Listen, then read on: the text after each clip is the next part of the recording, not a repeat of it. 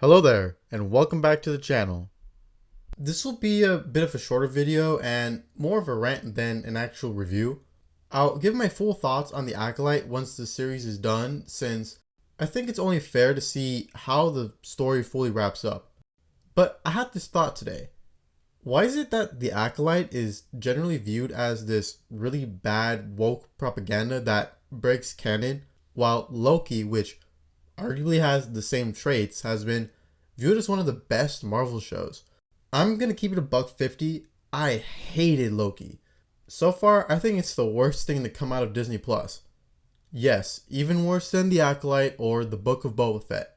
Now the main problem area is up here. All of this going on up here is what's causing me the most physical discomfort. It's like a visceral reaction of discontent coming from this area. This area is not good either. I hate this, but I'm mainly worried about this. People have been complaining about how the Acolyte breaks Star Wars canon because, the Jedi encounter the Sith in this show. Impossible. The Sith have been extinct for a millennium. I do not believe the Sith could have returned without us knowing. Bro, where were y'all at when Loki aired? Because that show ruins the MCU canon much more than the Acolyte has ruined Star Wars. So the TVA is the dumbest addition to the MCU. If any character makes any, quote unquote wrong decision, even something as small as showing up to work late, then the TVA deletes that from the timeline. Remember the sacrifice Captain America made, losing his chance at being happy with Peggy? Remember Hulk's choice to leave Earth because he believed he was protecting everyone? Remember seeing Nebula and Gamora bond over their tragic childhood and working to reconcile their relationship with each other? Remember the intense drama in Civil War because people had differing opinions? Remember Tony Stark's amazing character arc where movie after movie he chooses to become a better person? Yeah, well, screw all that. These characters never had a choice. They could never come to those decisions on their own because if they didn't, the timeline would just be reset. It really infuriates me that every character's free will up until that point is taken away. Oh, but Alex, the multiverse is reset, so really this is the beginning of the story. First of all, that makes zero sense because the show takes place very specifically because of the events in Endgame. That means regardless of any multiverse now, any character's choices before Endgame are rendered useless. But Alex, the whole show is a great philosophical debate on whether free will is good or not.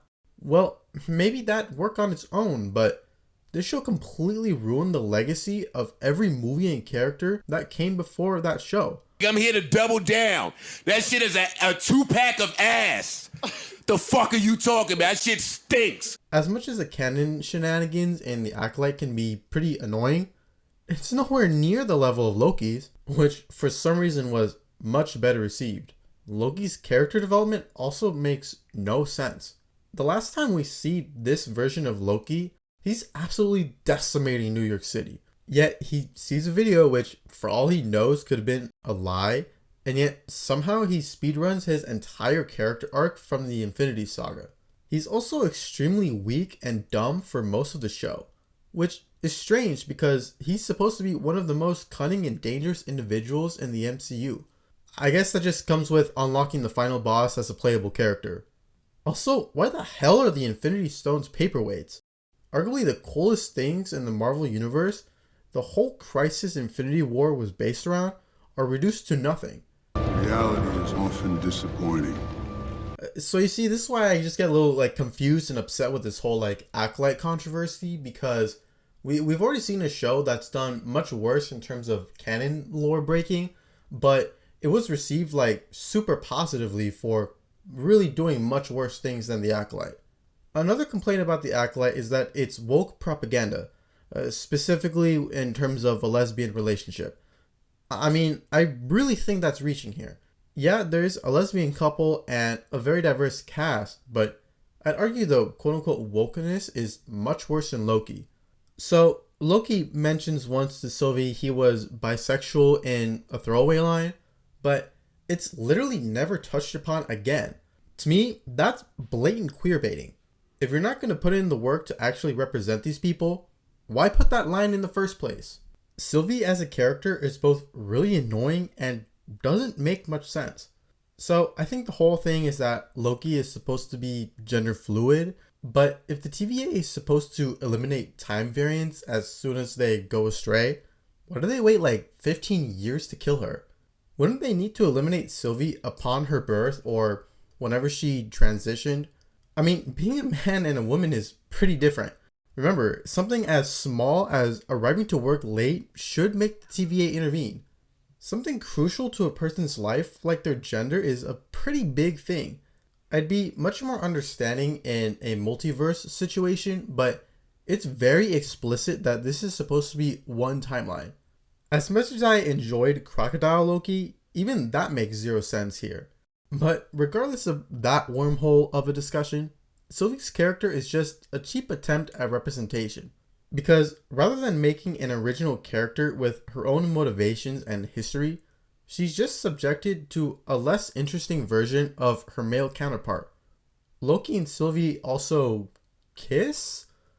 Do I really need to explain that one? The Acolyte has minorities and a lesbian couple, yes, but for one, it's not like that's the entire basis of these characters. And two, the lesbian couple is actually important to the story rather than just being a throwaway line to use for marketing. I think the biggest reasons the Acolyte is getting much more hate is because of the current culture war and people's distrust in Disney. Because both the Acolyte's poor marketing and years of bad Disney Plus shows have finally gotten fans to a breaking point. Fans are tired of bad content and studios constantly blaming them for a bad turnout. Why are we still here? Just to suffer? I also get the feeling that people think Loki's writing is better, and perhaps it is, but I don't think it's by much. For a show about a trickster and one of the most eccentric people in the universe, it's pretty boring. We mostly get a lot of office scenes and, maybe every once in a while we go somewhere slightly more interesting. I'll link the Enrichment Critics video on the show's writing. If you're up for a super long video, he describes a lot of the poor writing choices much better than I could have.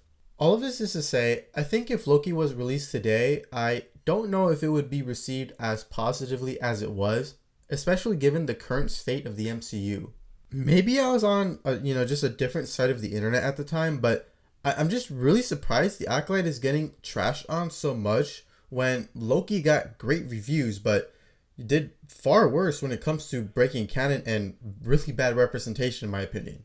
I'll see you all in a few weeks for my Acolyte review. The show is kind of a mixed bag right now, but hopefully it sticks to landing, but we'll see. Thanks for watching, and may the Force be with you.